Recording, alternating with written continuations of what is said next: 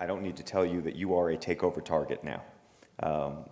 Big Pharma would love to buy you, or at least that's the word on the street. And I'm curious whether, and it goes to the earlier question, whether you think Big Pharma works, meaning whether the old model, and when you think about all the money that Big Pharma is spending on research and development, and ultimately what they end up doing is buying companies like yours as opposed to finding the next breakthroughs. That seems to be the trend.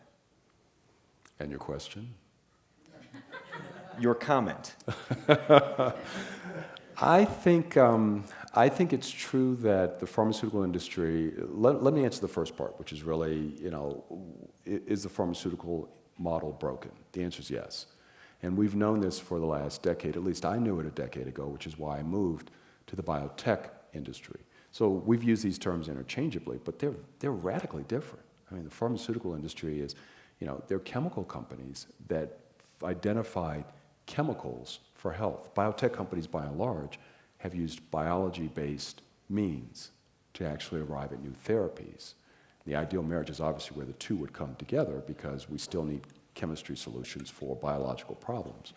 But that fundamental difference and the ways that they've actually had to discover drugs, I think doesn't work anymore. And certainly not at the scale that we need and the efficiency that we need. I think it's possible to actually turn around a pharmaceutical company, but I think it requires such a sea change in thinking that you're really trying to move the Titanic or the Lusitania around on a dime. And these are companies that are 50, 60,000 people.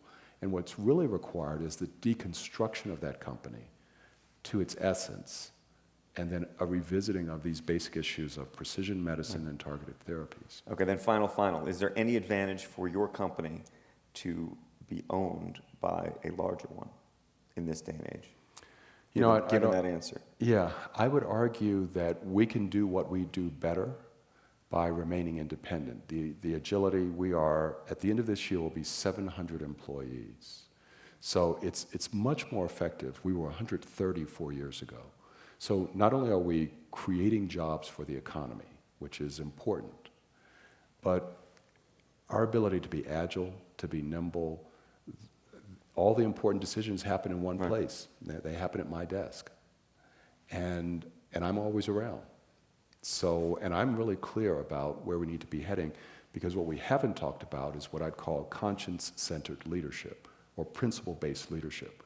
And this is the one great lesson I learned from Roy. Always do the right thing. And I think that gets lost sometimes in a big corporation. The interests are varied and multiple, and I think there's a lot that needs to be deconstructed about the pharmaceutical industry. I think the biotech has its own set of problems, but I think we are moving in the right direction.